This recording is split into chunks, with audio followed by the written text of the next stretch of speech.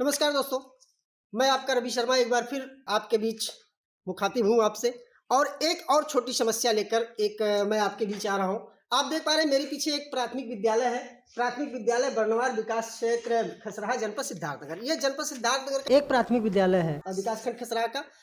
और यहाँ चूंकि इत्तेफाक से मैं किसी दूसरे खबर के पर्पज से आया था, लेकिन ये मुझे दिख गया तो ये दिखाना आपको जरूरी है। अब बात यह है कि विद्यालय इसलिए मैंने दिखाया कि आप लोकेशन से क्लियर हो जाओ, लेकिन जो इसका मुख्य पहलू है वो है ये भवन हालांकि प्रत्यक्त है, विद्यालय की तरफ से भी प्रत्यक्त है। इसमें पठन पाठन का कार्य नहीं होता है, जो मुझे जानकारी निकल कर आई। लेकिन जिस हिसाब से आप विद्यालय इस भवन का जो स्थिति दिखाई पड़ रही है वो जर्जर है। आप देख पा रहे हैं दीवार फटी हुई है, छतें जो है कई जगह से टूटी हुई है, यानी उसी हिसाब से प्रत्यक्त है।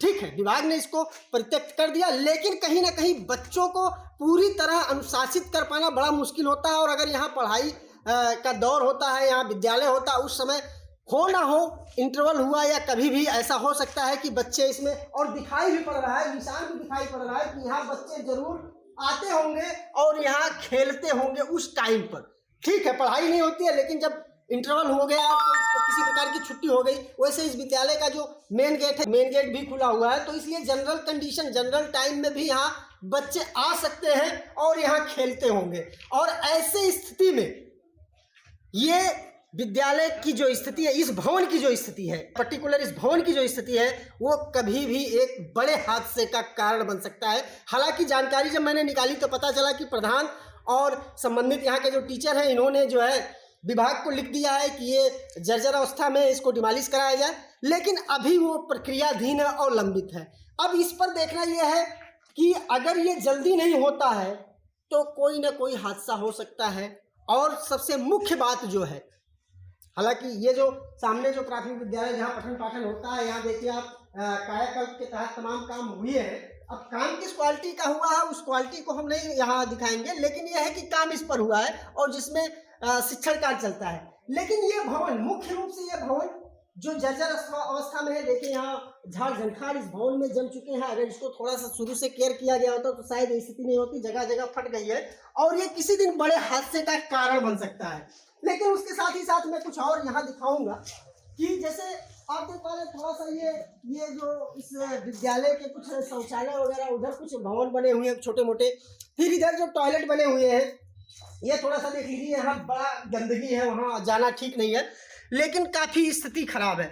और मुख्य चीज़ इसलिए मैंने ये सारी चीज़ें दिखाई कि आपको पता होगा, आपको ये चीज़ जानकारी होगी तमाम माध्यमों से कि खासकर शिक्षा को लेकर, स्कूलिंग को लेकर, बेसिक शिक्षा को लेकर दिल्ली सरकार और भाजपा में खनी हुई है। और ये अक्सर आते रहता है प्रकाश में।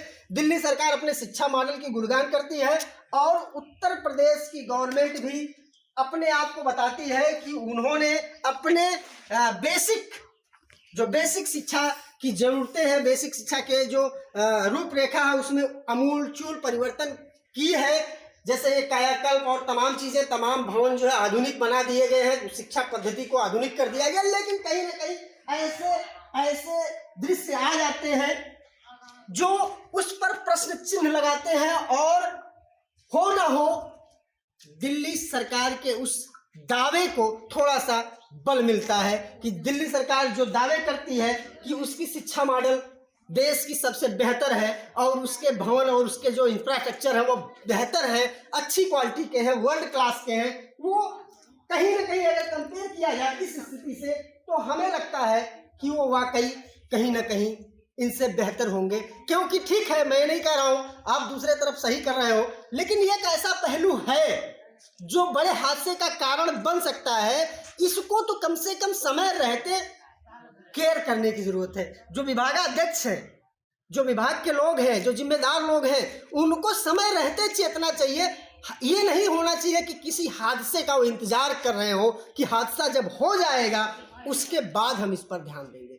अब यहाँ हमारे साथ कुछ ग्रामीण हैं, यहाँ मैं उनसे भी नहीं, चलिए ग्रामीण चले गए, लेकिन यह है कि ये जो, हालांकि प्रमाण देखिए प्रत्यक्ष है, पीछे दिख रहा है तो इसको प्रमाण की जरूरत नहीं है, लेकिन ऐसी कुछ समस्याएं हैं जिनको फौरी तौर पर सलूशन की ज़रूरत है। लेकिन कहीं ना कहीं जिम्मेदार किसी घटना के इंतज़ार में रहते हैं, किसी दुर्घटना के इंतज़ार में रहते हैं और इंतज़ार तब तक करते हैं जब तक उसकी अति ना हो जाए। तो मैं ज़रूर एक बार सरकार का और जिम्मेदार लोगों का ध्यान इस पर आकृष्ट कराना चाहूँगा कि हालांकि जानकारी मिली कि और ऐसे जो ब्लॉक में है, विकास खंड में या जनपद में कुछ ऐसे विद्यालय जो जिनके भवन जर्जर हैं, पुराने हैं, उनकी रिपोर्टिंग की जा चुकी है कि उनको डिमोलिश किया जाए, लेकिन आखिर इसमें देरी क्यों, क्या कारण है?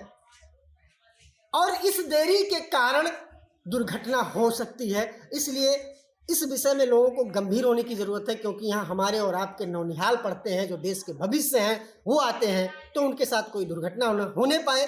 इसलिए मैं अपने तरफ से भी अपील करता हूँ कि ऐसी जो समस्याएं हैं, ठीक है सरकार अपनी बात करती है कि हमारे शिक्षा मॉडल बहुत अच्छे हैं, वो सरकार करती है, उससे हमको कोई मतलब नहीं, बहुत ज़्यादा कोई मतलब नहीं, लेकिन कम से कम जो बुनियादी चीज़ें हैं उसको तो दुरुस्त करने की ज़रूरत है।